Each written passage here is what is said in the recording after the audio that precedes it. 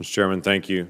Thank you to all three of you and the service that you give to the country on this. We do have lots of questions just about process and how things are going on this. Secretary Mayorkas, you and I have talked about Title 42 for about 18 months. And I've asked you the question, what happens when Title 42 goes away? And for 18 months, you've said, we're working on it. Well, Judge Sullivan just stepped in and unilaterally canceled out Title 42. So we're in this very odd situation right now where DHS is in one court asking to extend Title 42 a little longer, and in another court asking to cancel Title 42 altogether.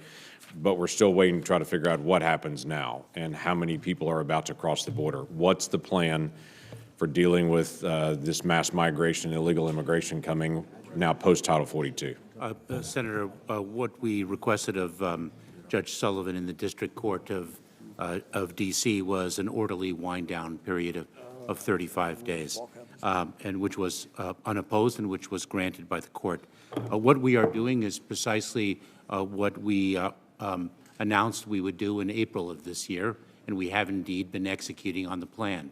It's a six different lines of effort, and I will review them very, very quickly given the limited time. Surging resources to the southern border, including personnel, technology, facilities capabilities, and transportation, medical support.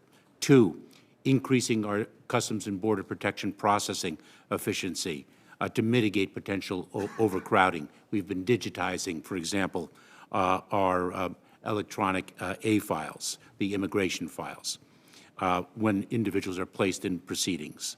We are 3, enhancing the consequences for unlawful entry, especially with respect to individuals who seek to evade law enforcement, including removal, detention, and criminal prosecution when warranted.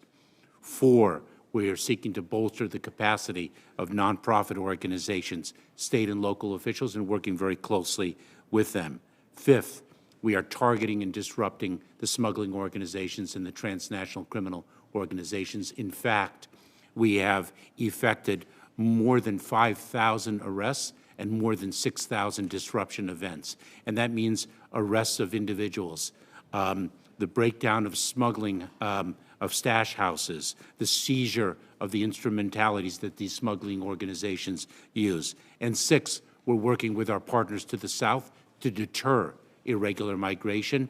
And I spoke earlier in response to Ranking Member Portman's question about the fact that this is a tremendous hemispheric challenge. We are seeing the movement of people, and the demographics of the population that we are encountering at the border has changed dramatically. It has, and there's a couple of big challenges in this. One is the numbers just came in for October. It's the 3rd highest number in recorded history. So while those things were implemented, the numbers continue to accelerate, and this goes back to the estimates when Title 42 goes away. There was an expectation from Intel to be able to say these numbers will surge even greater. You built a Venezuelan policy on trying to be able to deter Venezuelans based on Title 42. That just went away. And so what we're trying to figure out is what is the plan, because the plan you just articulated has led to the 3rd highest number for any single month in history. So there are a few points, if I may, Senator, and thank you.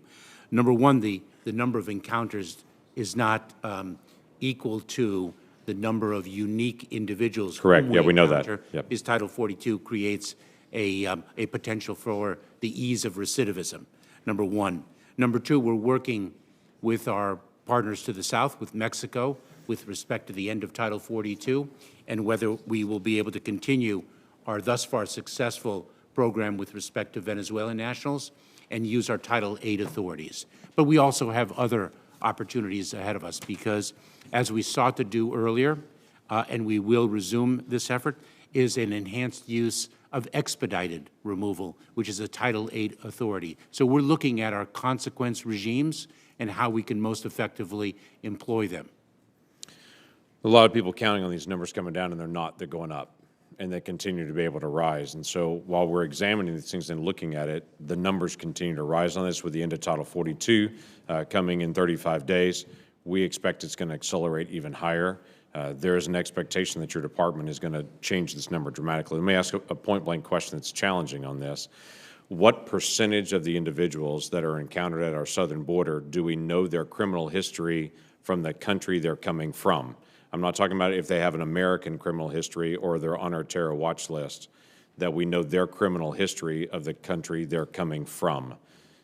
Do we know that history? I will have to get back to you on that, Senator, whether we have the capability of identifying the percentage, which is what you have. It is my understanding that we don't know the criminal history of the vast majority. Can you give me an estimate on this? I'm not asking for a 0.8%, but give me a guess. I understand. I'm quite hesitant to guess on information that is so important to our mission, but I will certainly get back to you with whatever information we can provide. It is incredibly important because I think there's an assumption that the American people feel that the 2 million plus individuals that were encountered just in the last 12 months have been vetted in some way at our southern border or they've been checked. And we don't know if these individuals are fleeing poverty or fleeing from the law. Oh, if I We may, don't know. I mean, there is a check to see if they have an American criminal history record, but we don't know if they have a criminal history record or where they're coming from.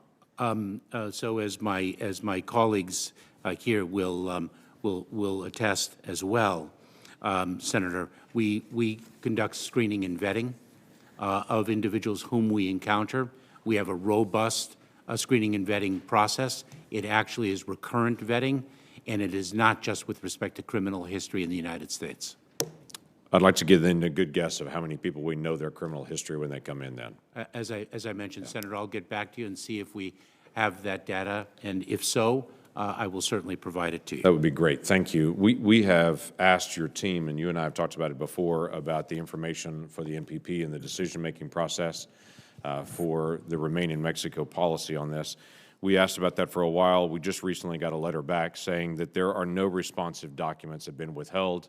Basically, you have everything that we would have, but the implication then is the decision-making process of who qualifies for the MPP and who does not was left up to a case-by-case basis, and there are no guidance documents. I find that hard to believe that there were no guidance documents given to anyone on your team anywhere along the border on how to be able to decide, yet your team is so far telling me, hey, we don't have anything. We never printed anything. I find that exceptionally hard to believe. I'd like to be able to follow up and be able to get access to those documents. I look forward to discussing that with you because I certainly have some very important points to make in response to your concern. Thank you. Thank you, Senator Lankford. Senator Scott, you're recognized for your questions.